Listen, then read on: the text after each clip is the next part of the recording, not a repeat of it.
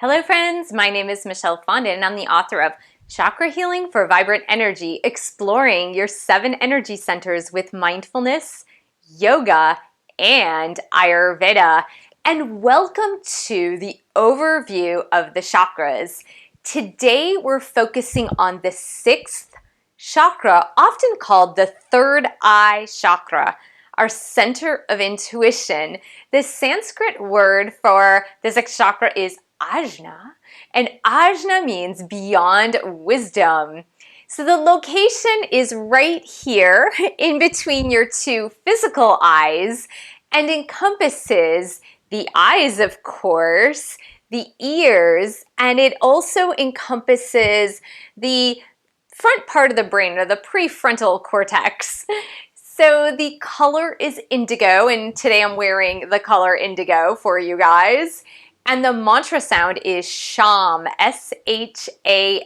And if you tune into my 6th chakra video on the pranayama or breathing techniques for the 6th chakra, we do a little bit of that chanting, the mantra sound chanting, and we also do the daily affirmation.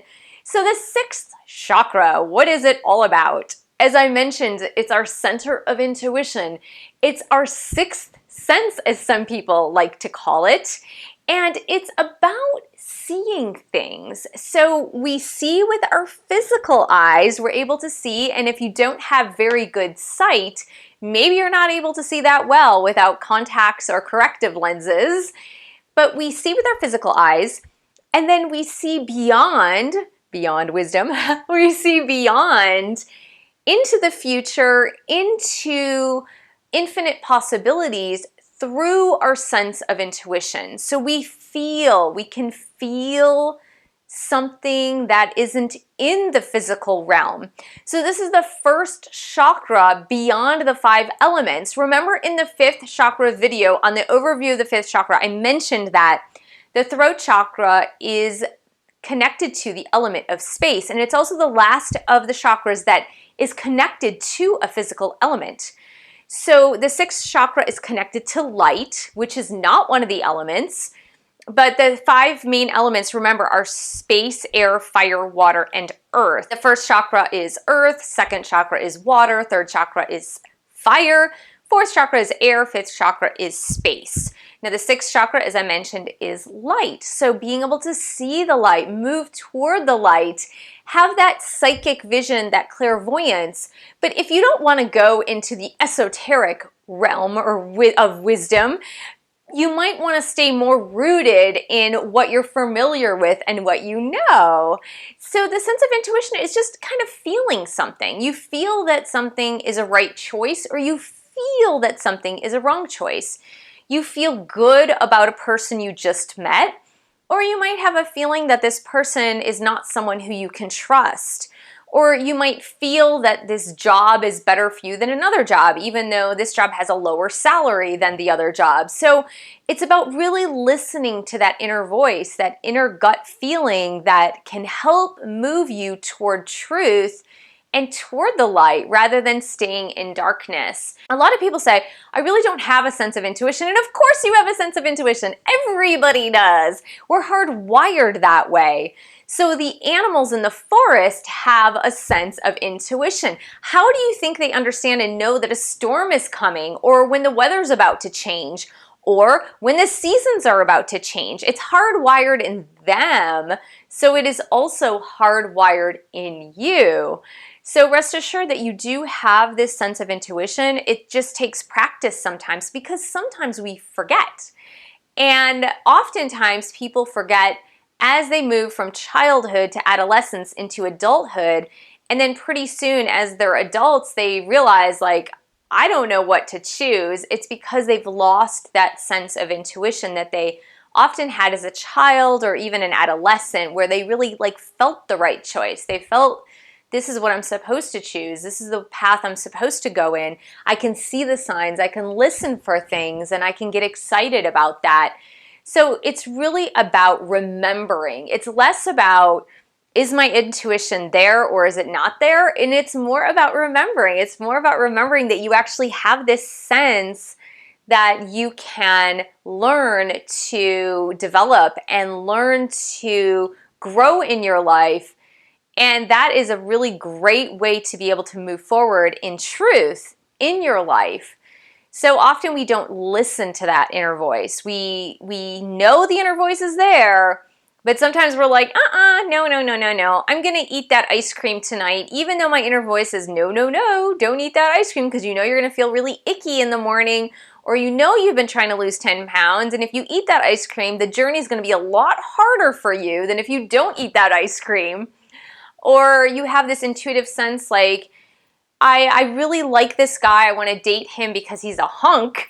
And your inner voice is saying, no, this guy, he seems to be kind of a jerk. Like, he's a, one night stand kind of guy. And you're like, no, he's very handsome. And then you go out with a guy and, he has his hands all over you and, he just wants a one night stand.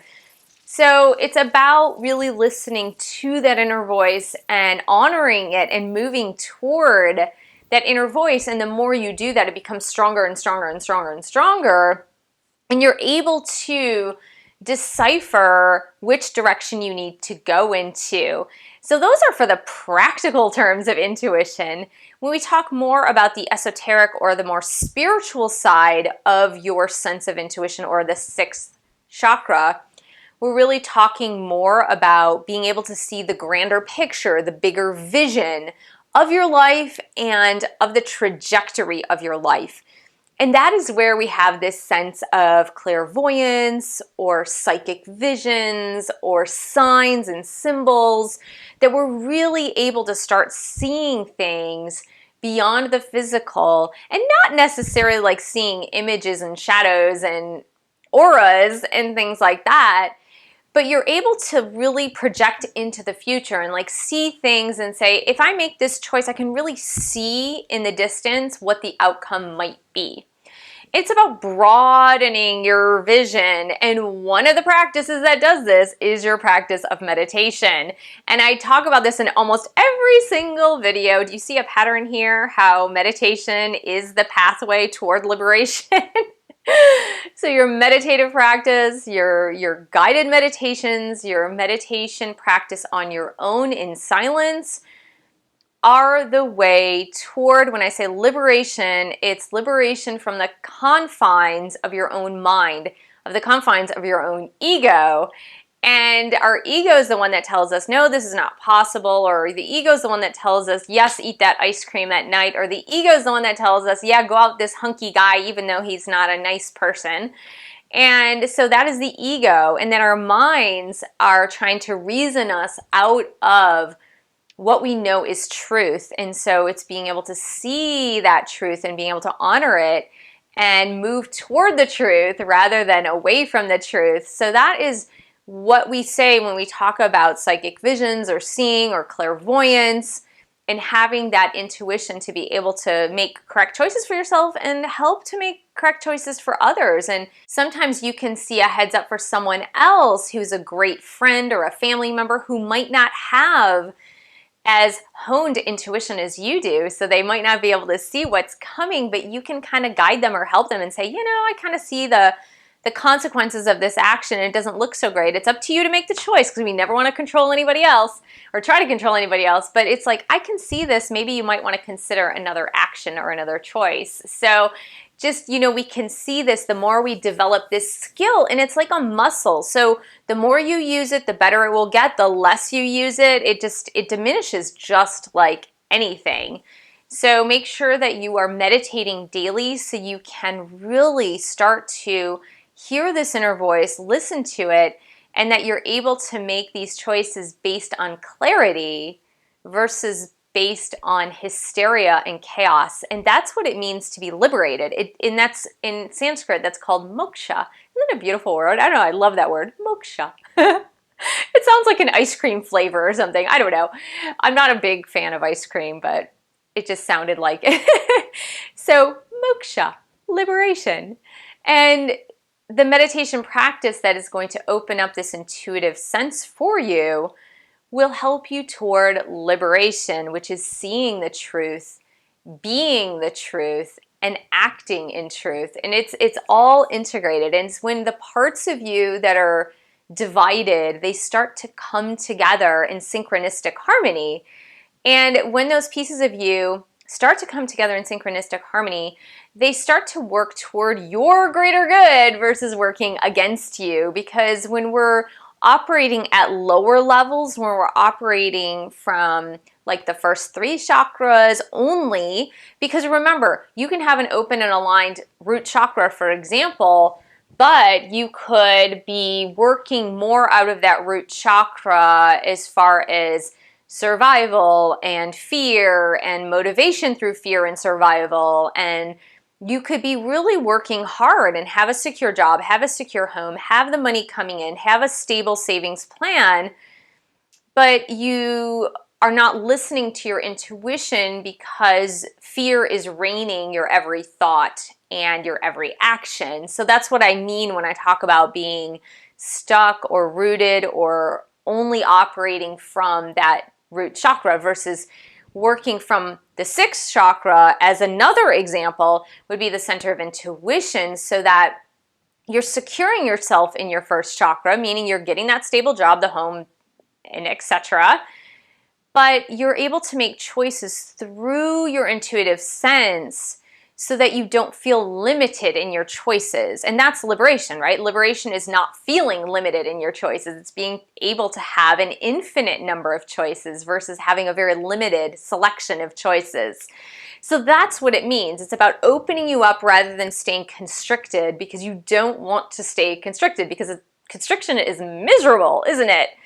And it's being able to open yourself up like that beautiful lotus flower that we're going to see when we study the crown chakra, the 1,000-petal lotus chakra.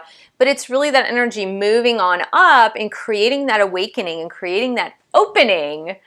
So that is the overview of the 6th chakra. If you're interested in working through the issues of the 6th chakra, you can do the yoga poses in my other videos on the yoga asanas for the 6th chakra. You can do the pranayama breathing techniques for the 6th chakra.